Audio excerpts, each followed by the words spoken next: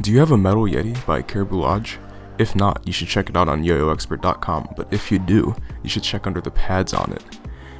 5 metal Yetis have a special engraving under the pad response, and if your Yeti has this, you get to win a free golden Akita mark signature. Go on CLYW's social media for more details on this. It is an awesome giveaway, and none have been claimed yet. Duncan unveiled 3 new models for Yo-Yo Day last week, one of which was the Metal Drifter XL, a larger oversized version of the classic Metal Drifter. The second is the 7068 Windrunner, which is a more premium version of the original Windrunner, made out of 7068 aluminum. And finally, they've got the all-new Exit 8, which is a bimetal version of the original Exit 8 signature yo-yo for Takeshi Kamisato. Check out their social media for more details on these. These all look sweet, and I'm sure they play great. It's pre-order season. G2 will have their pre-orders open for the Taishi this Friday. This is a titanium version of the Banshee, one of their most popular models. Go to @G2YoYos on Instagram for more details. SF is turning 3 years old soon. To celebrate, they're making an SS edition of the statement. Go to sfyoyos.com for information about the pre-order. Do you ever see a yo-yo come out and think to yourself, man, I wish I got this before anyone else did? Well, our favorite subscription service, The Monthly Throw, sometimes has yo-yos that haven't been released to the public yet.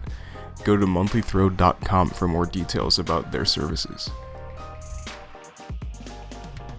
You already know that our favorite retail store is YoYoExpert.com. Did you know that Scales Open registration is even on there? Well, did you even know that YoYoExpert has a forums as well? Well, turns out we'll be doing an AMA on there this weekend, so follow YoYoExpert on social media and sign up for the forums to get ready. UNPRLD is gearing up to release the Antidote, a plastic variant of the Corruption, the brand's flagship mono-metal yo-yo. This yo-yo looks great, it plays great, and it'll be coming out this summer. I'm excited to show you all more about it, but in the meantime, follow UNPRLD on social media for details. Did you hear that? Unspoken has some murmurs available on YoYoExpert.com as well as their website. This throw is super fun and casual, and I really think you'll like it. Go check it out.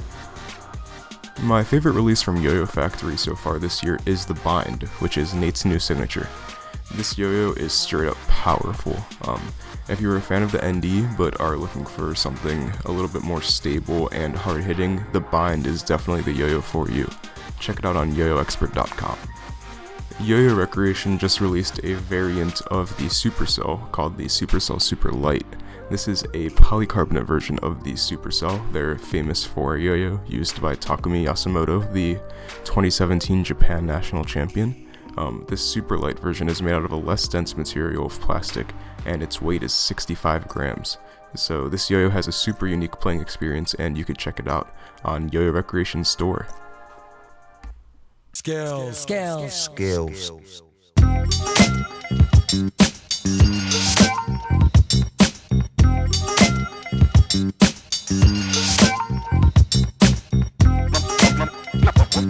My microphone. It's skills. The funky beat. It's skills. Hello everyone, we are back with the Scales podcast, and today's topic is ways to add a value to the yo-yo community. As you may know, you can participate in the yo-yo community online through a ton of ways. There's multiple different social networks now where you can communicate with other yo-yo players. And also locally, you may have a yo-yo club that's close to you or just contests around your vicinity. So we'll start out by talking about some ways to help out online. One way to make the online yo-yoing community a better place is to just contribute content. This can be making up trick tutorials for your own tricks. It could also be giving advice to players for a number of different things, or a ton of other different ways to contribute. But really just making any content that's for the better good of yo-yoing and posting online will probably make yo-yoing a better place. Yeah, I think that especially making tutorials for your own yo-yo tricks is important. A lot of, as you're pushing yourself in yo-yoing, you make these tricks that are really interesting, and people like it. It's very hard to learn tricks unless someone kind of shows it to you very clearly, because a lot of tricks have kind of like secrets to the way they work. And so making tutorials for your own tricks, it really kind of helps other people learn those tricks and then push things forward, etc. Yeah, and it's cool because if you're sort of newer in yo-yoing as well, and in the past it would be harder to like show your constant progression as a yo-yo player, but now with like Instagram and constantly being able to share your tricks, someone who just started yo-yoing can really document their progress, and that may encourage other people in the future too. So, like for example, some yo-yo players are just getting a lot better, a lot faster than previously, and I think a lot of that is just due to people documenting their progress really well. So if you do that, you'll definitely add a lot of value to the yo-yo community in the long run. Just being able to see other people progress is sometimes helpful for your own progression, following up with other people's progress. I've been seeing quite a few people do this sort of trick a week challenge where they post a new trick they've been working on once a week or so. And I think that sort of documentation is great. It really leaves a footprint on like how you improved as a yo-yo player. And as one of you was saying earlier, yo-yo players are getting faster at like a super quick rate compared to earlier in time.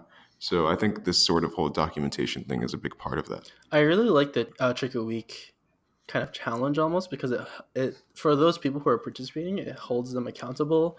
And then there's also this concept of like the number X out of 52 of the year that you're doing a new trick, and so you kind of have to keep it up. It's kind of like putting a schedule to your progress, which is always positive, I think.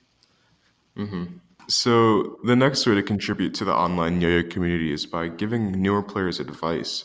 You may see a lot of new players asking about a specific yo-yo or ways to land a certain trick, and when they ask these questions, if you could give them good feedback, it would probably make their day. And I think if we've all been in that position where we were beginners and had a lot of questions, and I think whenever someone answered it, it would really help out.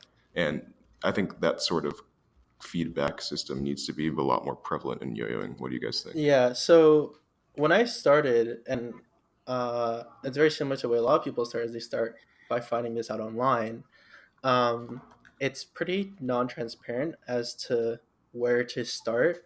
Like you go to say YoYoExpert, and you just see all of these yo-yos, and you don't know which ones are good and which ones are bad. And there are buying guides, but you also like kind of like the way that this one looks. And so having people to like recommend to you, oh, definitely get this one to start, or oh, if you want to work on these kinds of tricks, get this yo-yo. It really does help, especially when you're first starting and like investing that kind of money into yo-yoing, because yo-yos are pretty expensive, and you want to choose the right thing to start. Being somebody who's been yo-yoing for a long time and has a lot of knowledge about yo-yos and about tricks and about all of that, I think it's kind of your job to help other people through their yo-yo journey, if you will. Having somebody to show you like a path to go on is definitely helpful. Yeah, and like honestly, just like tips and tricks of the trade that people might not know if they just started yo-yoing are like pretty cool to know as well. Like I can definitely think of maybe a new yo-yoer who's on YoYoExpert and is trying to figure out like what yo-yo string to get. And if they're like, oh, what's the best yo-yo string? Like someone might say, oh, I think like kitty string fat is the best yo-yo string. But if they hadn't gotten that feedback from someone who had been yo-yoing for a while, they may have just gotten like random yo-yo string or like cotton string and like thinking it would be really good, but now they have like 100 strings that are just like not the best. So Yeah, I think the most common thing with newer players is they don't realize that you have to buy a lot of string. Like string is the thing that you go through the most, and usually when I see these players who kind of yo-yo for a bit and then fall off and it doesn't really attach with them, their string is always like they buy three strings and then they're all like kind of gross and they're playing with them. It's like, of course it won't be enjoyable because the string is so old and bad. I definitely see that a lot. Yeah. I think another thing to note is that there's such a range of yo-yo goods to buy. Like it's as Patrick was saying, it's really hard to like look at a string section and you have like 4 pages of options and you're like, I don't know which string to buy. Like, how are you supposed to know? There are even more yo-yos than strings, obviously. Yeah, it's like in your head you're thinking to yourself like, oh yeah, like you read about kitty string thin and you say to yourself, man, I like really want to use thin string, but like maybe for 1A like thin string isn't actually the best, and you just like wouldn't know that if you didn't talk to somebody else. Or you'd have to buy like all the different types of string to figure out what you like.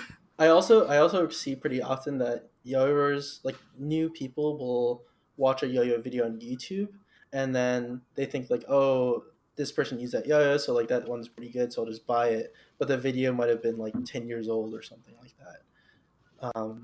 And so yeah, just having someone to tell you like, oh, like you can do what you want, but this, if this is what you're looking for, like choosing this yo-yo or this string or these pads, would greatly kind of ease that transition, that like tipping point of if they're really getting into the hobby or if they buy a yo-yo, try it a bit, and then like fall off. Definitely. Beyond all of that, it's also just important to be a nice person online and not to be toxic. The sort of footprint that the internet gives people now will pretty much mean that if you act a certain way online, then people will pretty much remember it forever. So I think being a polite person in yoing goes a long way. Beyond the whole online section, moving on to local ways to kind of improve yoyoing. One way is to be a very active member in your local community. A lot of people, not a lot of people, but quite a few people do have a local yo-yo club that they can attend.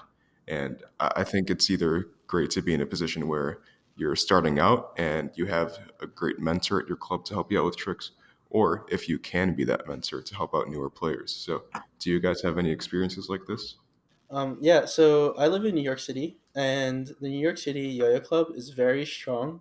I've been going to it for almost over 10 years at this point, and I think that one of the biggest proponents of it is that their members are very consistent.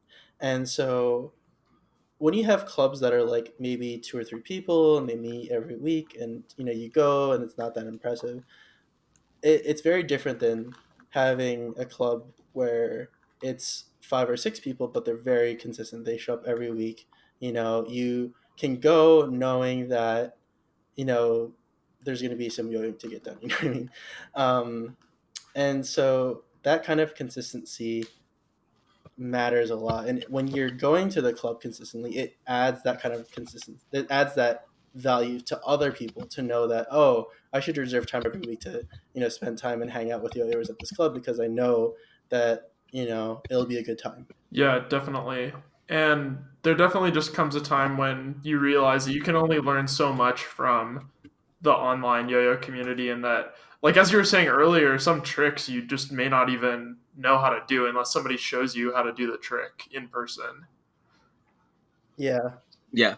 Uh, I think for me personally, I started like literally started at a yo-yo real life yo-yo club, A to Z, and I think having somebody, I mean, things I totally took for granted, being able to go and buy my first yo-yo and have an actual yo-yoer tell me, oh, this is good for this reason and this is good for that reason, definitely was helpful. But also learning tricks and kind of having people to show me which tricks to learn and like, oh, this one's not too hard. This is good to learn after that. I think a lot of stuff that I kind of took for granted, but online you might not necessarily get. Yeah, and I've also met some of my best friends from going to these yo-yo clubs. Obviously these people are in your area, and so if you're just hanging out with them all the time, you just start to hang out in general, and like some of my best friends have really like flourished from attending just what I would first consider like, oh, just like these little yo-yo clubs, local clubs, nothing crazy, but um yeah, no, it's always a great time. I also think like sometimes at the start of going to club, it's like, oh, these are just like some people you see sometimes. And then like now for me, I still go to club and I teach at club. And a lot of those people that I met like 6 years ago, I'm still friends with to this day, which is kind of a special thing that I don't think you get in a lot of other circles of life. Like for example, oh, you go to school with somebody for a few years and then you kind of don't really see them after. Yeah, there's people from school I don't see anymore that have like now that have graduated, but people from yo-yoing, it's kind of like for life in a way. These people are active. Yeah, definitely. Yeah, I feel like I've been on sort of both sides of the yo-yo club spectrum. I started out in a position similar to Remy, where I was lucky enough to be able to just go to a yo-yo store and like buy a yo-yo and like be told why this yo-yo is good and so on. Um, and through that, I also learned how to yo-yo from some pretty amazing players like Hank Freeman, Steve Brown, Darnell Harrison. But like, I feel like the yo-yo community is so small. Yo-yo players always forget that like they can just go to their yo-yo club and there's a chance where there's just like an amazing yo-yo player there that's ready to teach you tricks if you want. And everyone's friendly with each other in yo-yoing as Mm, well. So you shouldn't feel nervous about those sort of interactions. definitely. I think, especially meeting yo-yoers in real life, there's like this extreme sense of like open arms. Everybody's always super down to teach you tricks and to help you out. Also, like, I remember being a kid and my yo-yo wasn't working for whatever reason and I didn't know how to fix it. And I'd go to club and I'd ask like, one of the people there, Eric Kolofsky or Tyler McElmore or somebody like that. I'd be like, oh no, why isn't my yo-yo working? And I actually had somebody to help me and kind of tell me why and like spread their knowledge of yo-yoing with me. Yeah, Really and helped. just thinking about this, there's like such a large group of people who pick up a yo-yo for the first time and try it out, and then like their bearing breaks or their string is old or something goes wrong or like they don't know what to learn and they Totally. just kind of fall off. And so when you help people and you go to a club and you're kind of active in this way, it really retains yo-yoers and like helps them develop. The random other thing that you can get from going to Yo-Yo Club is that you get to watch yo-yoing live. And for me at least, I just think watching yo-yoing live is like really crazy. I agree. I think there's something like you kind of get only the 2D sense Yeah. online, if that makes sense. And you kind of get the full 3D experience watching yo-yoers in real life. Yeah, and I think speaking of that sort of camaraderie that exists in the yo-yo community, it's also a good way to add value is to maybe help out people that live close to you. For example, if you could maybe give people rides to yo-yo club or let's say your local state contest, sort of being a helping hand for other players can really go a long way sometimes in sharing those valuable Yeah, I'm always experiences. so surprised about how welcoming yo-yoers are. When I went to my first contest that was outside of New York, I stayed at Sam Scott's house. Sam Scott had never met me before, like ever. And it was another yo-yo that was like, oh, one of my like online yo-yo friends wants to come, and he was like, oh yeah, just like crash on the couch or crash on the floor or whatever. But like that experience of just showing up and like seeing all these yo-yoers, just being able to stay at a place, like I wouldn't have been able to go to the contest at all if it hadn't been for people who were hospitable and let me crash and help me give me a ride and stuff like that. So I kind of owe all of my yo-yoing to people who are contributing in that sense. Absolutely. I think there's a sense of like paying it forward.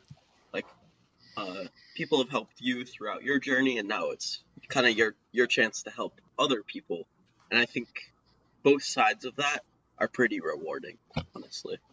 Definitely. And I think the last part in this whole helping yo-yo become a better place in person is that when you go to contests, if you have time, look for ways you can help out the organizer. For example, ask if you can help set up the contest, help clean things up at the end, or if you're into judging, even see if you can shadow judge. Usually those opportunities are right in front of you, but people don't realize them. And overall, making that experience for the organizer easier really does go a long way as well. For sure.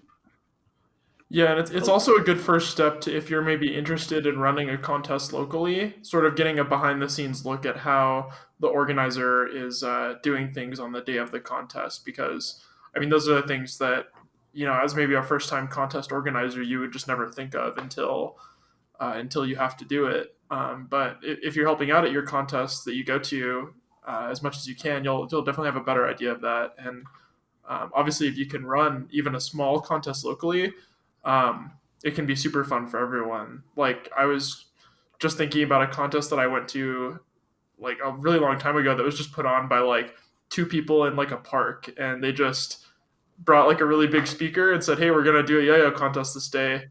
and show up and do a 2-minute freestyle, and we might judge it, we might not. So it was like super fun. Like it was just a really casual, laid back, like really fun contest. Yeah, like they would do these like every week, which That's is so just super awesome. cool. So Yeah, I think like when people run these state and sometimes even regional contests, it's the yo-yo community is pretty small, and it does take like quite a few people to run these contests. You need judges, you need people who work in the registration desk, and sometimes the like breaking point of if you can run a contest or not run a contest is like the difference of if three people are willing to volunteer to help you with that contest. And so volunteering just goes such a long way, and you could be able to like a lot of people would not be able to run their contest had it not been for two or three people to help out. Seriously, yeah. All in all, it's really easy to make yo-yoing a better place. These actions will make you feel better as a person, and whoever you're helping will definitely feel great out of this experience. Yeah, and at the same time, don't be a not nice person, because it makes the experience for everyone else way worse, which is something that we don't need to touch on right now, but it's very important. I think being nice at contests and being nice in general with the yo-yo community is kind of a two-way street, because you're nice to other people and they'll be nice to you, and it will make a more positive experience for everyone, including yourself. It's really Everyone who's important. great didn't get there from Yeah. just being good at yo-yoing only. So That's true. For sure. yeah, this is such a wholesome podcast. It really Real. is. Thank you everyone for listening to this podcast. We hope you enjoyed it. Thank you to all of our sponsors as well. We will see you on the next podcast episode. Peace. Yeah.